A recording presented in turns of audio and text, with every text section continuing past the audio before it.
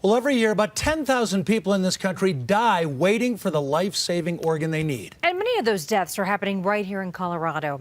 Investigator Brian Moss has learned something about those wait times. Joins us now tonight. And Brian, your chance of survival depends a lot on where you live.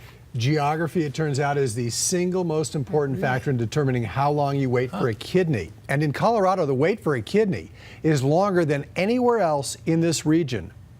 I like to make things for others. Michelle Stewart spends her time making jewelry to give to friends. But right now, it's the 49-year-old Adams County woman who needs a gift. She needs a kidney.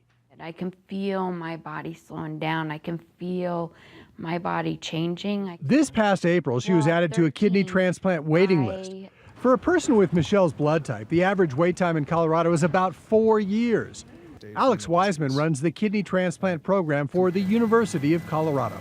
It's a really perplexing problem. It really comes down to supply and demand. And in Colorado, demand outstrips supply for seemingly contradictory reasons. We are healthy, so there are fewer potential donors like people who've suffered strokes or catastrophic health problems. But we also have an urban population, which means more people needing transplants. I think that every patient should be at least informed of the waiting time and the fact that there are different waiting times throughout the country. Dramatically different waiting times. 4 years in Colorado, but less than 2 years in Utah.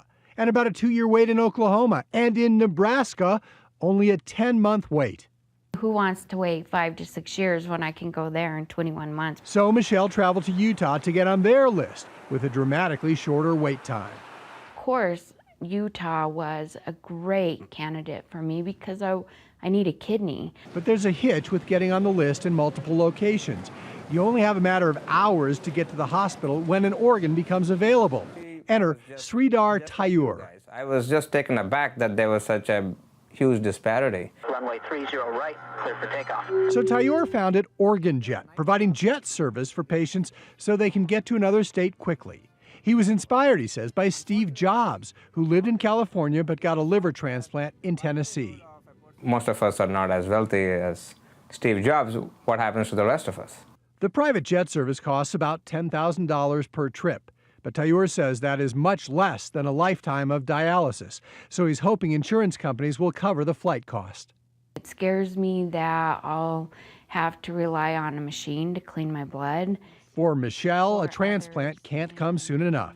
Without one, doctors tell her she'll need dialysis within 1 year.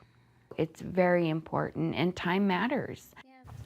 Now, the founder of Organ Jet tells us about 25 people have signed up for the service, and about 2 to 3 transplant patients use that service every month. So definitely a different way to approach this problem. And how frustrating for a patient to know that a few states over, you could get one in half the time. Or even less. Or even less. Yeah. Sports is next.